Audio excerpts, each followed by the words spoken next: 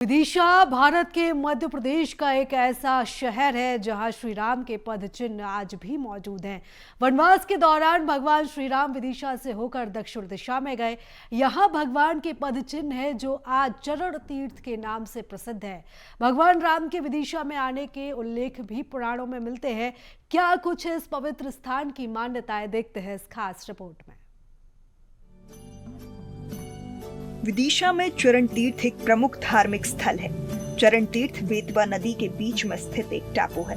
बता दें, इस टापू में शंकर जी का प्राचीन मंदिर देखने मिलता है। यहाँ पर 2 शिव मंदिर बने हुए हैं। दोनों ही मंदिर अत्यंत सुंदर हैं। खास बात यह है कि यहाँ भगवान राम के स्वरूप की पूजा नहीं होती, बल्कि उनके चरणों की पूजा की जाती है।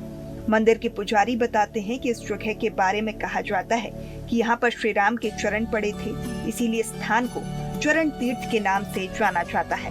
यह मंदिर बहुत प्राचीन है और इसका आकार शिव जी की पिंडी के आकार के समान है। यहाँ श्री राम की चरण पादुका स्वरूप की पूजा की जाती है।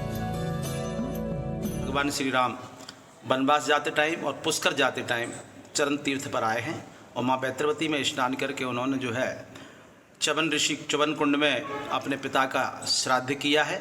और जो ब्रह्म हत्या का दोष उनको लगा था रावण के वध के उपरांत, च्यवन कुंड में स्नान करने से उस ब्रह्म हत्या के दोष से उन्हें मुक्ति पाई और मार्कंडेय ऋषि की आज्ञा से उन्होंने यहाँ अपने पिता का श्राद्ध किया।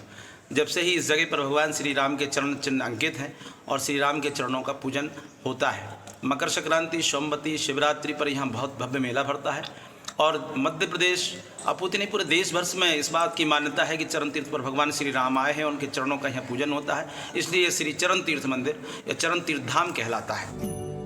आपको बता दें कि पिछले कई सालों से मकर संक्रांति सहित अन्य प्रमुख त्योहारों पर मेले का आयोजन यहाँ पर किया जाता है। रामेश्वर धाम गोपेश्वर धाम मंदिर के पुजारी और प्रांतीय पुजारी महासभा के प्रदेश अध्यक्ष पंडित संजय पुरोहित बताते हैं कि भगवान राम अपने 11,000 साल के जीवन काल में 2 बार विदिशा की धरती पर आए। प्रथम बार जब माता सीता की खोज में भगवान राम और लक्ष्मण दक्षिण दिशा की ओर जा रहे थे, तब उनका विदिशा आगमन हुआ और तभी चरण तीर्थ पर वह रुके थे। उसी समय से उनके पद चिन्ह यहाँ पर बने हुए हैं। दूसरी बार अपने पिता की अस्थियों के विसर्जन के लिए जहाँ वे देश भर में यात्रा कर रहे थे, तब भी भगवान श्री राम विदिशा की बेत्रवती नदी में अस्थि विसर्जन के लिए आए थे। चरण तीर्थ के नजदीक बने चमन ऋषि के आश्रम में उन्होंने ब्रह्मा हत्या से मुक्ति पाने के लिए हवन यज्ञ भी किया था। भगवान श्री राम का संबंध विदिशा से शुरू से ही रहा है और भगवान राम ने अपने पूरे 11,000 जीवन के जो पूरा उनका जीवन 11,000 साल का रहा, उसमें पूरे भारतवर्ष की 4 बार जो यात्रा की है उनमें 2 बार वो विदिशा पधारे हैं। इसलिए आज भी विदिशा इस बात के लिए गौरवान्वित महसूस करता है कि भगवान श्री राम इस पवित्र शहर में आए, माँ बैत्रवती में स्नान किया और यहाँ चरणों का उनके चरण चिन्हों के माध्यम से इस शहर की, नगर के और इस पूरे जिले की जनता को बड़ा सौभाग्य प्राप्त हुआ है। आज भी उनके चरणों का पूजन यहाँ होता है। मकर संक्रांति के पर्व पर भगवान के स्वरूप श्री रामलीला मेला समिति के माध्यम से यहाँ आते हैं और लोग इनके यहाँ चरण पखारते हैं, उनका पूजन होता है। वह गंगा पूजन करते हैं और जल विहार करके वापस जो है रामलीला में चले जाते हैं। विदिशा नगर का जो वो इतिहास है वो लाखों वर्ष पुराना है और श्री राम की चरणों का पूजन यहाँ पर होता है।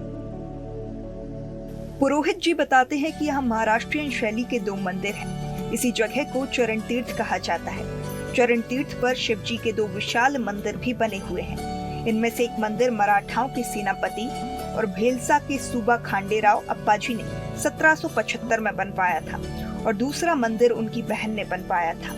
दोनों मंदिरों में शिवलिंग स्थापित किए गए थे। कहा जाता है कि उनके स्वप्न में भगवान ने कहा था कि स्थान के पास देवालय का निर्माण करवाओ, तब उन्होंने यहाँ पर चरण तीर्थ पर शिव मंदिर का निर्माण करवाया।